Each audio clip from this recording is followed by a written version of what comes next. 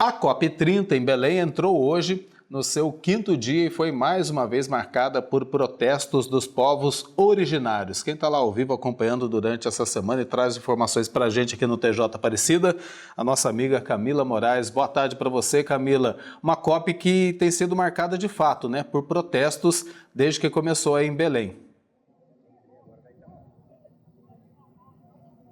Oi, Du, boa tarde para você, boa tarde a Rayane, boa tarde a todos que estão acompanhando ao TJ Aparecida. Esses protestos, as manifestações fazem parte da história das COPs, mas aqui no Brasil, devido à grande manifestação popular, né, a força do povo, esses protestos têm sido mais frequentes. Quando os protestos são pacíficos, eles são legítimos, o que não dá é para ter protesto com quebra-quebra, né, porque aí todo mundo perde a razão. E aí também entra num outro âmbito que seria um pouco mais complicado, mas os protestos e as manifestações pacíficas são completamente legítimas e sempre existiram na história das COPs, né? Inclusive, quero mostrar para vocês, nós estamos aqui na Baía do Rio Guamá e ao fundo vocês vão ver aqui esse navio que é o navio do Greenpeace, que chegou aqui na semana passada, aqui em Belém. A gente está na área da Universidade Federal do Pará e esse navio, ele sai percorrendo o mundo todo, veio de Amsterdã com as palavras ação, justiça e esperança. E esse navio, ele vem como símbolo do ativismo do Greenpeace, que percorre o mundo todo, veio para marcar presença durante a Conferência do Clima e ficou também nessa semana agora para a COP30, né? Veio para a cúpula do clima e ficou para a Conferência do Clima. Esse navio, ele percorre o mundo desde 2011, quando foi feito a partir de doações de pessoas que buscam também a melhoria climática, enfrentam as mudanças climáticas. É um ativismo pacífico, com grandes manifestações, e durante a semana que vem nós vamos também mostrar como funciona esse navio do ativismo do Greenpeace. Bom, como falamos no comecinho da nossa entrada, hoje também teve manifestação na entrada da Blue Zone da COP30. O povo Mundukuru esteve presente lá, querendo a participação durante as discussões e as tomadas de decisões com as delegações, sobretudo as delegações da América Latina, onde há uma presença intensa do povo Munduruku. A gente separou um material sobre isso. Cerca de 90 indígenas da etnia Munduruku, articulados pelo movimento Iperegaiú, participaram da manifestação em frente à Blue Zone, Zona Azul, na COP30. Eles passaram pelo primeiro bloqueio, mas foram parados antes da entrada no pavilhão. A segurança foi reforçada e longas filas de delegados aguardavam para entrar no complexo.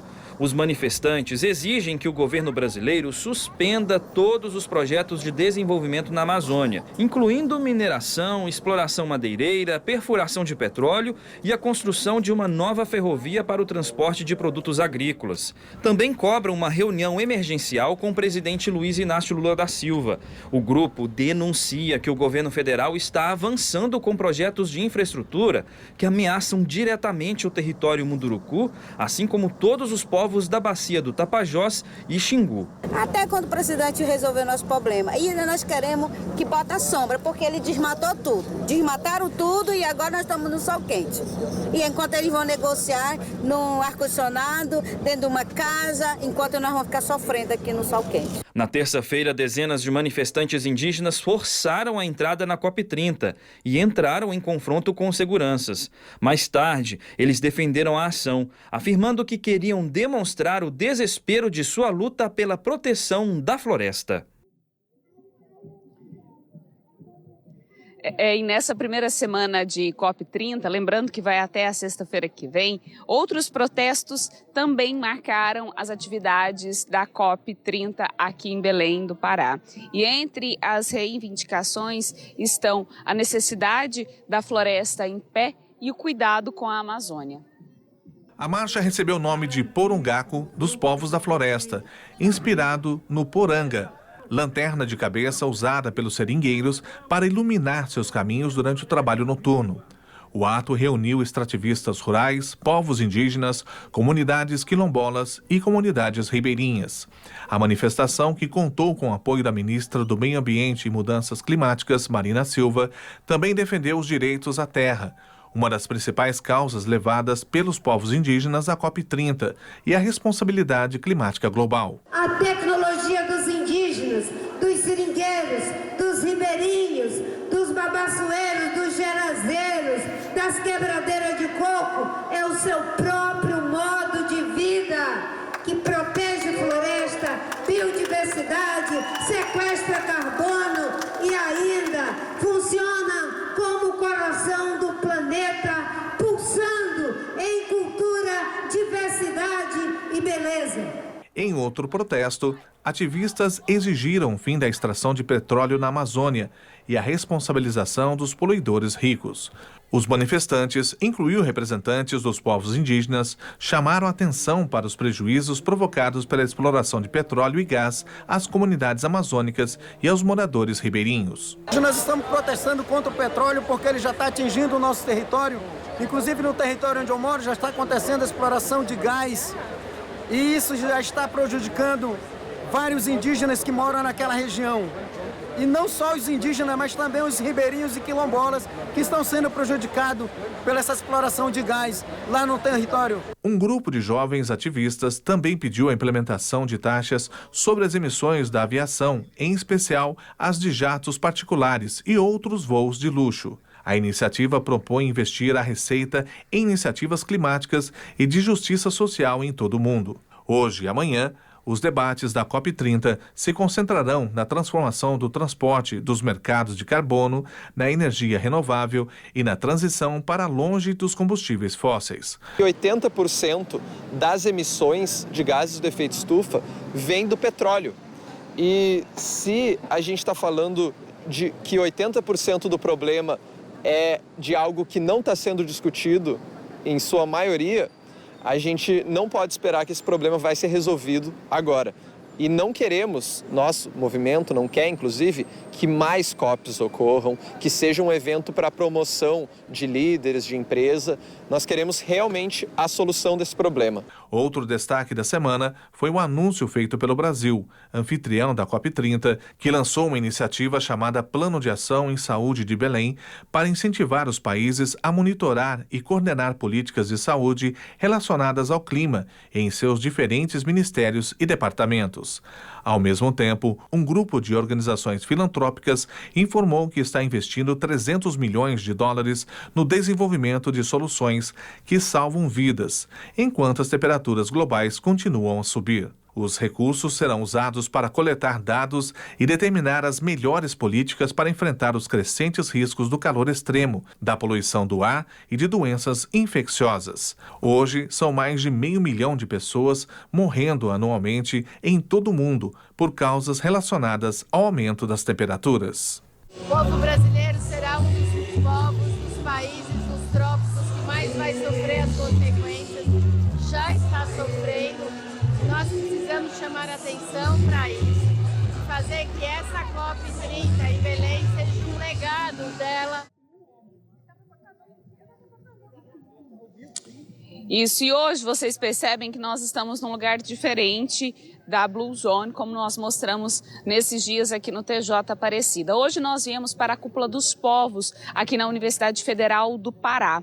A Cúpula dos Povos, ela existe desde que existe a COP. Ela foi inaugurada, ela foi fundada também em 1992, no Rio de Janeiro, no Rio 92, quando surgiu a COP, também surgiu a Cúpula dos Povos. O objetivo da Cúpula dos Povos é trazer as pessoas que não têm a voz durante as delegações, durante os momentos principais ali da ONU, para que possam também fazer as suas manifestações, as suas reivindicações, as suas articulações. Lembrando que as pessoas que discutem os assuntos de alterações climáticas aqui na Cúpula dos Povos serve também como uma forma de pressão social, política, para que lá na ONU as delegações possam levar em consideração o que é discutido aqui. Então são movimentos sociais, associações, coletivos, ONGs, nós vimos aqui atrás o Greenpeace. Então, assim, são várias instituições que se organizam para que possam, nesse momento, participar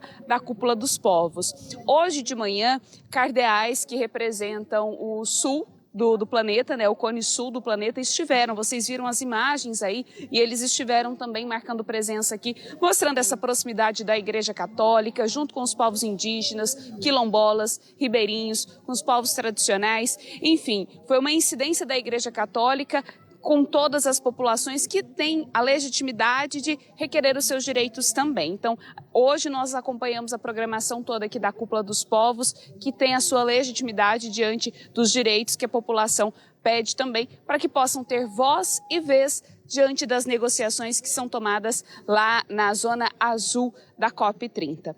Eu vou ficar por aqui nesse bloco, daqui a pouco eu volto com outras informações, com todo o conteúdo e tentando mostrar para você que está em casa a importância de falarmos sobre a COP30, sobre as decisões que serão tomadas aqui e sobre esse momento único que estamos vivendo de mudar de fato a rota em relação às alterações climáticas. Tem uma turma aqui atrás, tem pessoas de várias partes do mundo aqui também. E aqui nós temos uns colegas venezuelanos que também estão aqui, assim como tantos outros países. Venezuela! Venezuela presente aqui, olha só. Vocês são de lá da Venezuela? De qual movimento? Vocês são de onde? Red Caribe y Amazonía. Amazônia. Pertenecientes o en articulación con el Frente Ecosocialista a nivel nacional. Maravilha, bem-vindos ao Brasil, então, os nossos irmãos venezuelanos aqui presentes também, trazendo um pouco da necessidade das pautas lá da Venezuela também. Volto com vocês aí no estúdio. Obrigada, viu, Camila, Valeu, pelas primeiras informações. A Camila volta ainda no TJ com outras informações ao longo da edição de hoje. A justiça inglesa considerou a BHP, uma das acionistas da Samarco, responsável pelo rompimento da barragem de Fundão em Mariana, Minas Gerais. Para o tribunal britânico, há provas esmagadoras da culpa da mineradora, o que abre uma brecha legal para que as vítimas possam pedir indenizações pelo maior desastre socioambiental já registrado no Brasil.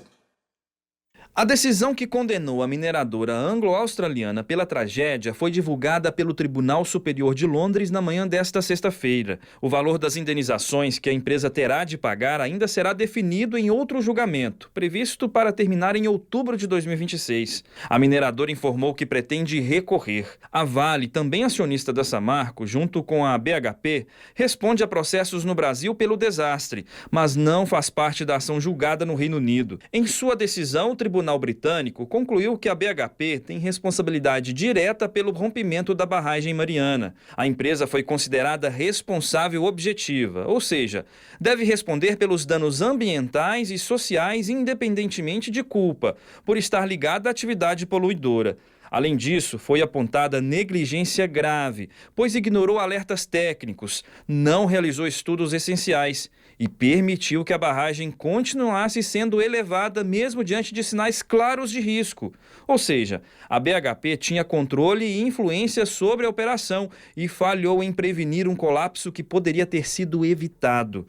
Atualmente, a ação contra a mineradora tem cerca de 620 mil autores, incluindo pessoas, comunidades, municípios, igrejas e empresas, que reivindicam aproximadamente 230 bilhões de reais em indenizações. Desde 2015, BHP, Vale e Samarco destinaram cerca de 13 bilhões e meio para reparação e compensação no Brasil, incluindo um acordo firmado em 2024 com autoridades brasileiras no valor de 170 bilhões de reais. Mais de 610 mil pessoas foram indenizadas, entre elas cerca de 240 mil que também participam da ação no Reino Unido. E ainda sobre esse assunto, a gente vai falar direto com a Camila Moraes, que está em Belém do Pará na COP30. A Camila, que inclusive fez um especial dos desafios da igreja sobre a tragédia em Mariana, né, Camila? Boa tarde novamente para você.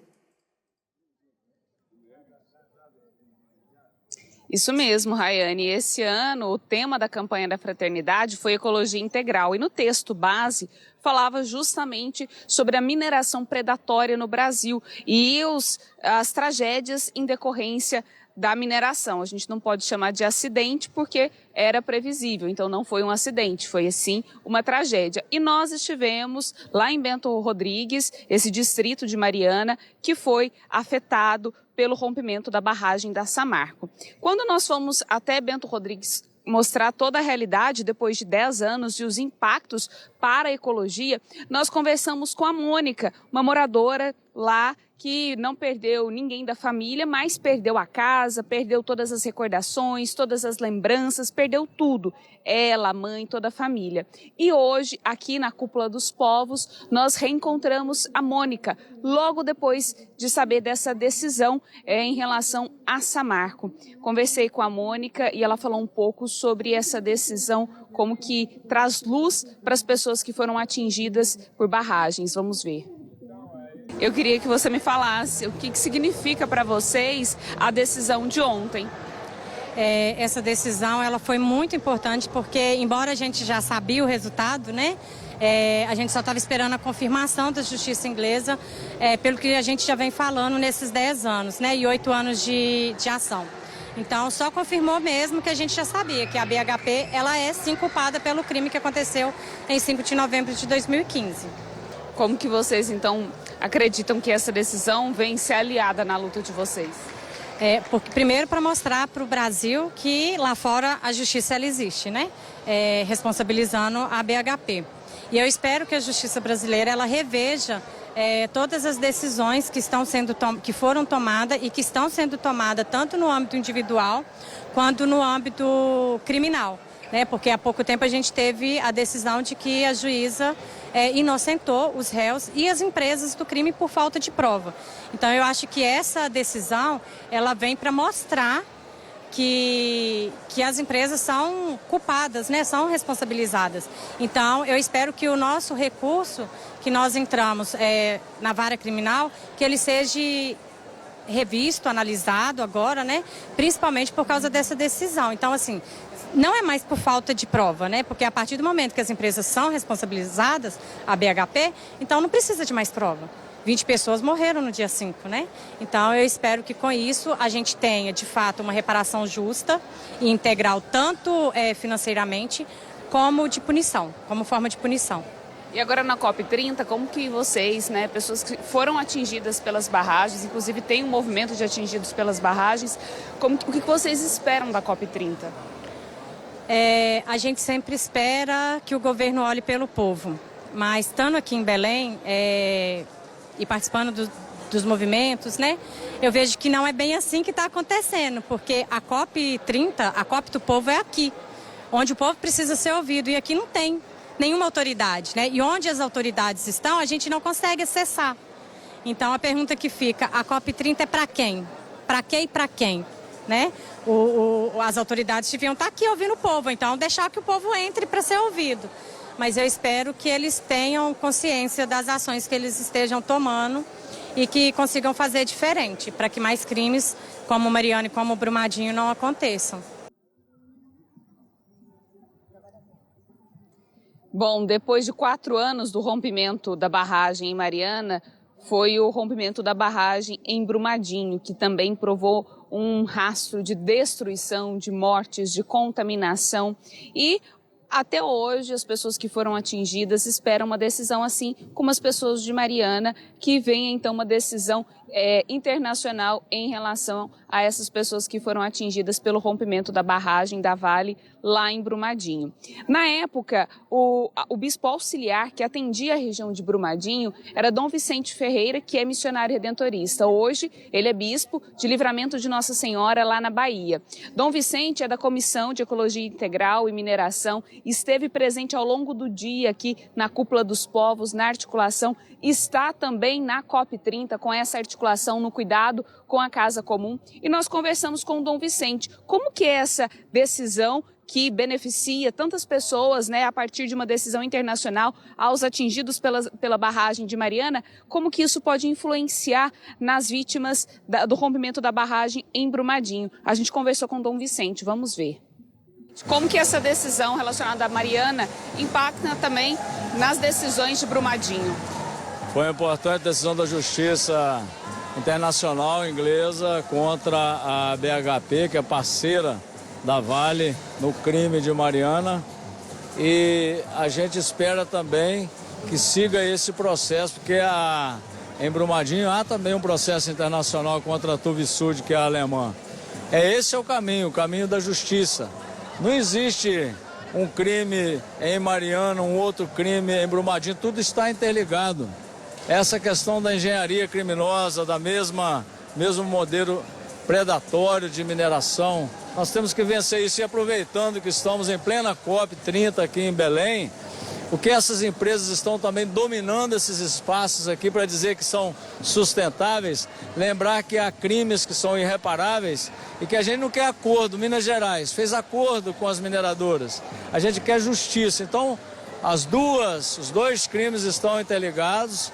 Nós manifestamos a solidariedade a todo o povo, principalmente aos atingidos, às comunidades. É claro, é uma vitória pequena, mas é muito expressiva para que a gente continue, inclusive, barrando as atrocidades dessa mineração predatória que acontece em nossos territórios.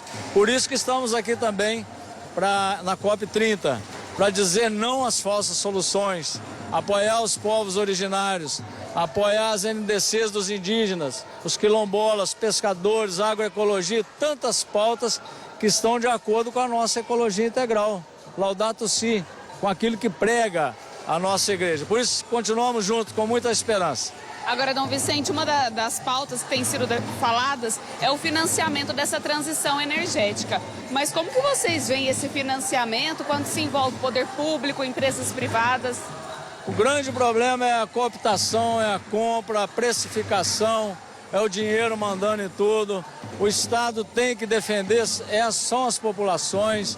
E aí você tem uma precificação desonesta, porque a natureza é sagrada, os povos são sagrados, os direitos são sagrados. Não tem preço, a vida não tem preço, né? Não está à venda, a vida não está à venda. Por isso que eu acho que a gente tem que tomar muito cuidado com esse negócio de transição justa. A transição justa que vem desde os pobres, desde os de baixo, não dessas empresas que estão negociando com o Estado, porque isso daí é maquiagem, é capitalismo verde, não é o que a gente pensa sobre que seja ecologia integral. É uma esperança, então, para as vítimas, né, para as pessoas atingidas pelo rompimento da barragem da Vale lá em Brumadinho. Bom, hoje nós quisemos entrar aqui da Cúpula dos Povos, que vai até domingo com uma programação extensa, várias plenárias com vários organismos pastorais, movimentos sociais, entidades, povos diferentes aqui, porque a gente não pode pensar, como o Dom Vicente nos disse, em uma transição justa sem levar em consideração o povo que vive nessas regiões tão afetadas pelas alterações climáticas. A programação da cúpula vai até no domingo, mas a COP vai até semana que vem, na sexta-feira, e na próxima semana eu volto aqui, Rayane do Ao Vivo, trazendo todas as informações aqui da COP30 em âmbito eclesial, em âmbito social, civil e também as decisões dos nossos governantes. Amanhã vou convidar vocês dois, tem sábado no Santuário e nós vamos fazer uma expedição a uma ilha aqui de Belém, no Pará, mostrando um pouco da economia solidária e a importância da economia solidária para essa fase de transição e também de adaptação climática.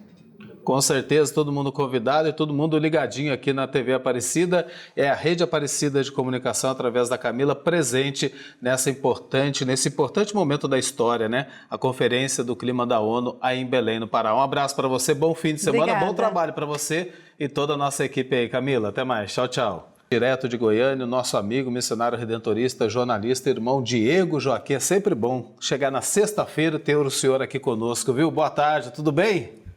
Boa tarde, Eduardo. Boa tarde, Rayane. Tudo bem por aqui? E boa tarde para os ouvintes, para os espectadores da TV Aparecida.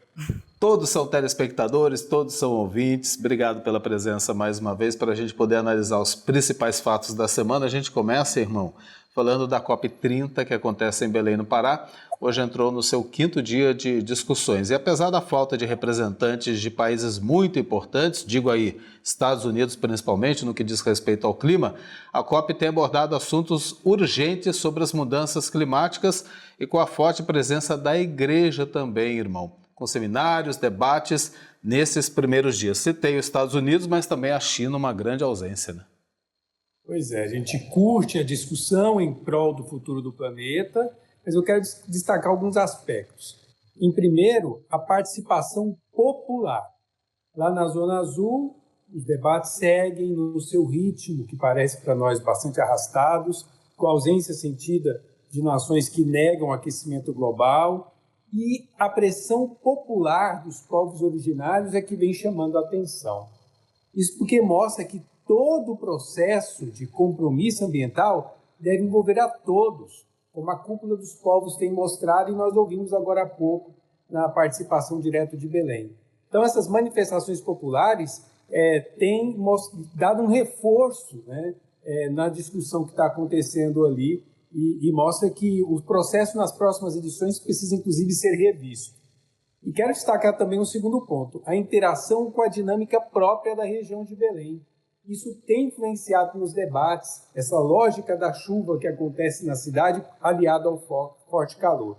Então, ficamos na expectativa do que deverá sair de concreto como compromisso na próxima semana, e o cenário, nesse sentido, é otimista.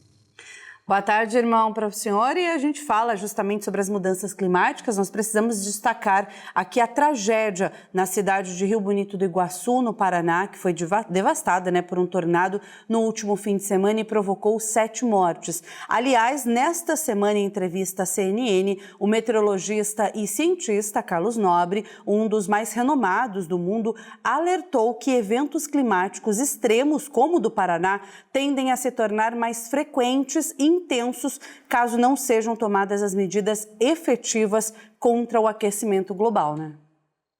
Pois é, de imediato manifestamos a nossa solidariedade a todas as pessoas atingidas por esse evento climático lá em Rio Bonito, sinal de que a mudança climática não é uma realidade, né? E mostra, além de tudo, aquilo que precisamos fazer para mitigar as tragédias como essa a longo prazo, e isso está sendo discutido lá na COP. Mas nós precisamos fazer mudanças a curtíssimo prazo, para melhorar o nosso protocolo, por exemplo, para alertar a população sobre eventos como esse. Há um sistema operando por meio de mensagem de celular, mas precisamos melhorar esse sistema para sirenes, criar abrigos temporários, porque, infelizmente, como você disse, Rayane, eventos assim vão se tornar cada vez mais comuns. Mas no meio dessa tragédia toda, permanece o sinal de esperança da Igreja Matriz de Santo Antônio de Pádua, que acabou salvando vidas e permanece ali como um sinal de resistência e de solidariedade em meio a essa tragédia. Sem dúvida nenhuma, uma imagem marcante nessa tragédia, né? Para terminar, irmão, ainda sobre a questão ambiental, a gente falou agora há pouco, a justiça inglesa considerou a BHP, uma das acionistas da Samarco, responsável pelo rompimento da barragem de Fundão em Mariana, na região central de Minas Gerais, que é o maior desastre socioambiental já registrado aqui no Brasil. A decisão que condenou a mineradora, que é anglo-australiana, foi divulgada pelo Tribunal Superior de Londres na manhã de hoje. O valor das indenizações que a empresa terá de pagar ainda será definido em outro julgamento previsto para terminar em outubro de 2026. Justiça feita uma década depois. Uma década depois, Eduardo, faz 15 dias nós estávamos lembrando isso. 10 anos. Mas para a justiça brasileira parece que não aconteceu nada em Mariana. Ninguém perdeu a vida em Mariana. Ninguém perdeu o seu patrimônio em Mariana. O meio ambiente não foi degradado. Porque a justiça brasileira, 10 anos depois, não condenou ninguém. Agora, um dos acionistas da BHP recebe uma condenação na justiça da Inglaterra. Neste, que, como você lembrou, é o maior desastre socioambiental já registrado no nosso país e que, infelizmente, vem sendo julgado numa morosidade que é um desrespeito.